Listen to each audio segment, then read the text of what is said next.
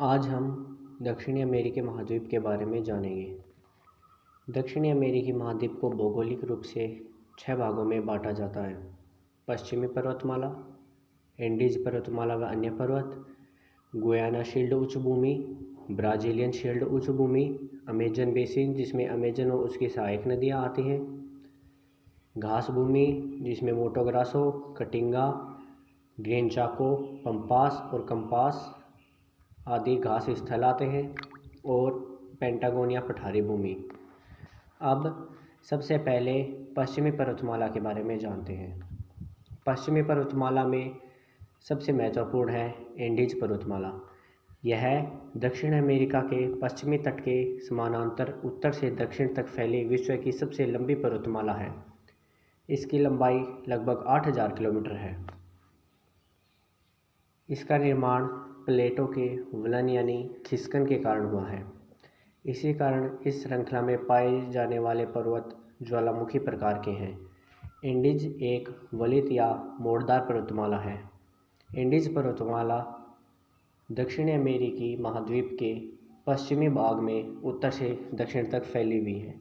इसके ऊपर विभिन्न ज्वालामुखी पर्वत स्थित हैं, जो कि क्रमशः mount Cotopaxi, mount चिम्बराज़ो, mount Misti, Mount Ojos del Salado और माउंट एकांकागुआ हैं। सबसे पहले माउंट कोटोपैक्सी के बारे में जानते हैं। विषुवत रेखा के निकट इक्वेडोर के एंडीज पर्वत में अवस्थित कोटोपैक्सी एक सक्रिय ज्वालामुखी पर्वत है। इसकी ऊंचाई समुद्र तल से 5896 मीटर है। यह पर्वत इक्वेडोर देश में स्थित है। माउंट चिम्बराज़ो इक्वेडोर के ही विषुवत रेखीय भाग में एंडीज पर्वत में स्थित एक सक्रिय ज्वालामुखी माउंट चिम्बराज़ो है। इसकी समुद्र तल से ऊंचाई 6267 मीटर है। माउंट मिस्टी यह दक्षिणी पेरू में स्थित पर्वत है। इसकी ऊंचाई 5822 मीटर है। माउंट ओजस डेल सेलाडो यह दक्षिणी पर्वतमाला में अर्जेंटीना एवं चिली की सीमा पर स्थित एक सक्रिय ज्वालामुखी पर्वत है। इसकी समुद्र तल से ऊंचाई 6893 मीटर है। यह विश्व का सबसे ऊंचा सक्रिय ज्वालामुखी पर्वत है। माउंट ओजस डेल सेलाडो विश्व का सबसे ऊंचा सक्रिय ज्वालामुखी माउंट ओजस डेल सेलाडो है। कोटोपैक्सी नहीं है। क्योंकि कोटोपैक्सी की ऊंचाई 5896 मीटर और ओजस डेल सेलाडो की ऊंचाई 6893 मीटर है। अब माउंट एकांकागुआ एंडीज पर्वतमाला में अर्जेंटीना और चिली की सीमा पर स्थित एक लुप्त ज्वालामुखी पर्वत है। यह वर्तमान में सक्रिय नहीं है। एंडीज पर्वतमाला में स्थित सबसे ऊंचा ज्वालामुखी पर्वत शिखर है। इसकी ऊंचाई समुद्र तल से 6960 मीटर है। दक्षिणी अमेरिकी महाद्वीप की सबसे ऊंची चोटी माउंट एकांकागुआ ही है। ये हैं पश्चिमी पर्वतमाला के कुछ महत्वपूर्ण पर्वत। इसके बाद आता है बोलिविया का पठार। बोलिविया का पठार एक अंतरा पर्वतीय यानी दो पर्वतों के बीच स्थित पठार है। इसके उत्तर में इलिमनी पर्वत और दक्षिण में ओलेग पर्वत स्थित हैं। टिटिकाका झील सागर तल से 3809 मीटर की ऊंचाई पर स्थित यह झील एंडीज पर्वत में पेरू व बोलिविया की सीमा पर स्थित है। यह विश्व की सबसे ऊंची नौगम्य झील है। टिटिकाका झील विश्व की सबसे ऊंची नौगम्य झील है। गुयाना शील्ड इस शील्ड का निर्माण ज्वालामुखी लावा से हुआ है। यहाँ लोहा, सोना व अन्य खनिज पदार्थ भरपूर मात्रा में पाए जाते हैं। ब्राज़ीलियन शील्ड ब्राज़ीलियन उच्च भूमि का विकास प्राचीन काल में हुई भूगर्भिक हलचलों के कारण लावा के जमाव से हुआ है। इस प्रकार ब्राज़ीलियन शील्ड यानी ब्राज़ीलियन उच्च भूमि या पठार खनिजों की दृष्टि से संपन्न क्षेत्र है। ब्राज़ीलियन शील्ड में ब्राज़ील का मध्य भाग, पूर्वी एवं दक्षिणी भाग शामिल है। इसके बाद आती है अमेजन बेसिन। अमेजन बेसिन में अमेजन नदी और उसकी सहायक नदियाँ आती हैं। अमेजन नदी विश्व की दूसरी सबसे लंबी नदी है। विश्व की प्रथम सबसे लंबी नदी नील नदी है। अमेजन नदी की कुल लंबाई 6992 किलोमीटर है। अमेजन नदी की उत्पत्ति पेरू की नदी रियो मोंटारो से हुई है। अमेजन अटलांटिक महासागर में गिरती है। इसकी प्रमुख सहायक नदियाँ मडेइरा 3,250 किलोमीटर, पुरुष 3,211 किलोमीटर, जपूरा, रियो नेग्रो, इरीरी आदि नदियाँ हैं। मडेइरा नदी यह ब्राज़ील बोलिविया की सीमा से निकलती है। यह अमेजन नदी की प्रमुख सहायक नदी है। इसकी लंबाई 3,250 किलोमीटर है। इसके बाद आती हैं पुरुष नदी। यह पेरू से निकलती है एवं अमेजन बेसिन की प्रमुख सहायक नदी है। ब्रांको नदी यह ब्राज़ील से निकलती है तथा रियो नेग्रो की सहायक नदी है। रियो नेग्रो यह कोलंबिया उच्च भूमि से निकलती है एवं अमेजन नदी में गिरती है। रियो मोंट्रो नदी यह पेरू की जुनीन झील से निकलती है। इसका महत्व यह है कि अमेजन नदी की उत्पत्ति इसी नदी से हुई है। अन्य नदियां हैं पराग्वे नदी। इस नदी की उत्पत्ति ब्राज़ील के मोटो ग्रासो पठार से हुई है। यह पराना नदी में गिरती है। इसकी सहायक नदियां रियो नेग्रो, मिरांडा, बर्मेजो आदि नदियां हैं। यह नदी ब्राज़ील, बोलिविया, पराग्वे एवं अर्जेंटीना में बहती है। अब आती है पराना नदी। यह नदी ब्राज़ील के मिनास गैरेस क्षेत्र से निकलती है। इसकी एक जलधारा ब्राज़ील के मिनास गैरेस क्षेत्र से रियो ग्रांडे को मिलाने में के बाद पराना नदी कहलाती है। इसकी सहायक नदियाँ सलाडो, पराग्वे, रियो ग्रांडे आदि नदियाँ हैं। यह नदी अर्जेंटीना, ब्राज़ील और पराग्वे में बहती है। ब्राज़ील का मिनास गैरेस लोह क्षेत्र विश्व में लोहे का सबसे बड़ा भंडार है। इसके बाद आती हैं उरुग्वे नदी। यह नदी ब्राज़ील के दक्षिणी भाग से शुरू होती है एवं अर्जेंटीना की सीमा बनाती है। बाद में यह अर्जेंटीना व उरुग्वे की सीमा बनाती है। उरुग्वे नदी एवं पराना नदी मिलकर रियो डे ला प्लाटा की एस्चुरी का निर्माण करती हैं। कोलोराडो नदी एक महत्वपूर्ण नदी है। यह अर्जेंटीना में एंडीज पर्वत से निकलती है और सलाडो नदी में मिल जाती है। सलाडो नदी यह अर्जेंटीना की नदी है जो एंडीज से निकलती है एवं बहिया ब्लांक में जाकर डेल्टा बनाती है।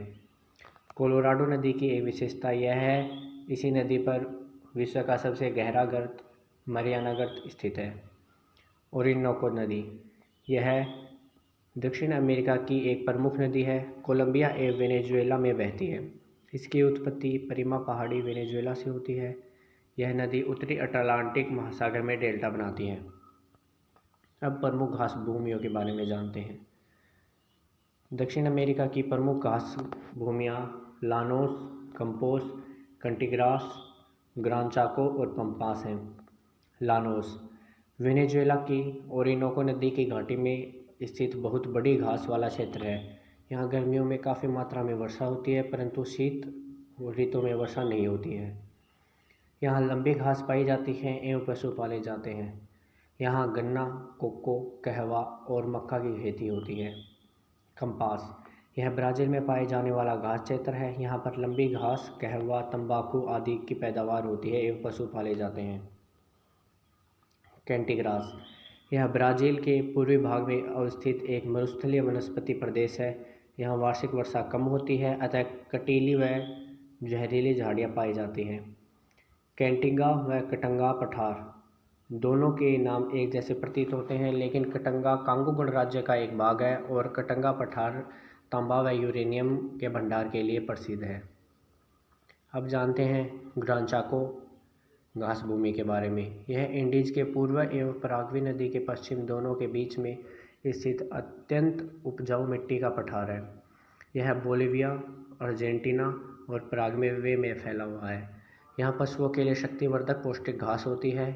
उस घास को यहाँ के घोड़ों को भी खिलाया जाता है एवं मांस निर्यात किया जाता है। यहाँ पेट्रोलियम के भंडार भी प्राप्त हुए हैं। पंपास अर्जेंटीना और उरुग्वे में फैले हुए शीतोष्ण कटिबंधीय घास के मैदान हैं। इस घास के मैदानों में पशुपालन एवं कृषि मुख्य व्यवसाय है। यहाँ गेहूँ, जौ की खेती की जाती है एवं बड़े बड़े पशु फार्मों में गाय एवं बैल पाले जाते हैं। यहाँ गेहूँ, जौ, मांस, बियर आदि का निर्यात होता है।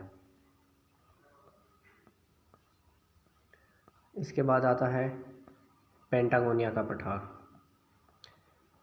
पेंटागोनिया का पठार अर्जेंटीना व चिली में फैला हुआ है। यह एक शीतोष्णकटिबंधीय मरुस्थलीय भाग है। अन्य स्थल है सेल्वास।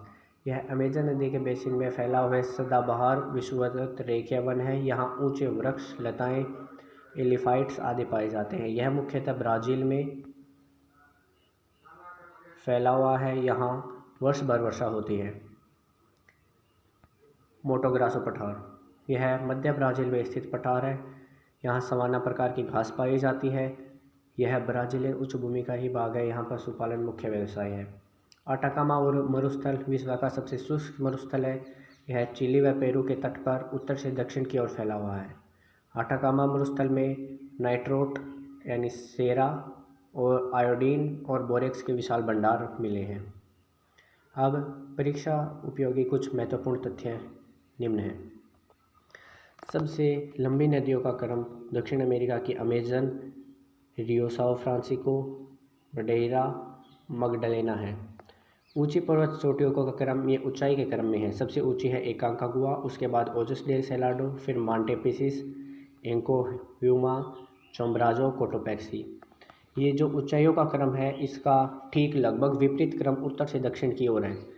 उत्तर में सबसे कोटोपैक्सी पर्वत, उसके बाद चिम्बराजो, हुरास्कन, मिस्टी, ओजस डेल सेलाडो और एकांकागुआ पर्वत है।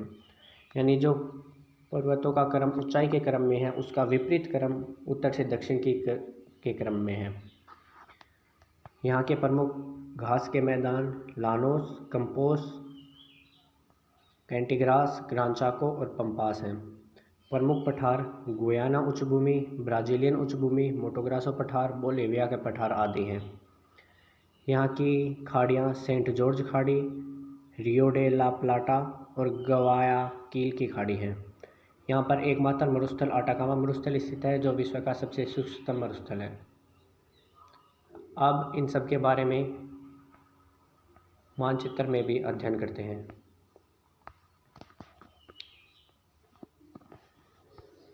यहाँ पर ये दक्षिण अमेरिका का मानचित्र है जिसमें सबसे ऊपर वेनेजुएला की खाड़ी है।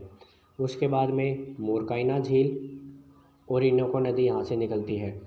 यहाँ से ब्रांको नदी और अमेजन नदी निकली हुई हैं। पुरुष नदी और रियो नेग्रो नदी जाकर अमेजन नदी में मिलती हैं। इसके ठीक नीचे टिटिकाका झील है और यहाँ पर पश्चिमी भाग में अटाकामा मरुस्थल है। इसके उत्तर से दक्षिण तक इस प्रकार एंडीज़ पर्वत फैला हुआ है।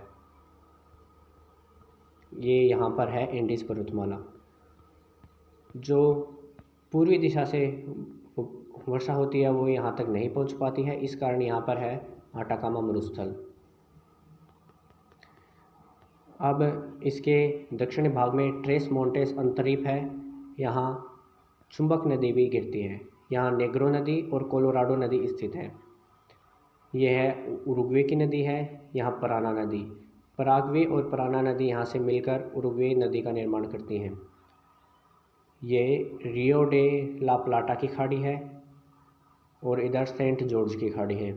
इसके दक्षिणी भाग में फोकलैंड द्वीप हैं जो कि यूएसए का भाग है। इसके बाद में प्रमुख घास भूमियों के बारे में जानें। सबसे ऊपर लानोस घास भूमि है, उसके बाद सेल्वास घास भूमि, उसके बाद कंपास और इधर पूर्व में कैंटिग्रास है। सबसे दक्षिण में पंपास और ग्रान-चाको घास भूमि स्थित है। अब यहाँ पर माउंट एकांकागुआ दक्षिण अमेरिका की सबसे ऊंची चोटी है। उसके बाद mount Ojos del सेलाडो, mount Misti, mount चिम्बराजो और माउंट कोटोपैक्सी हैं।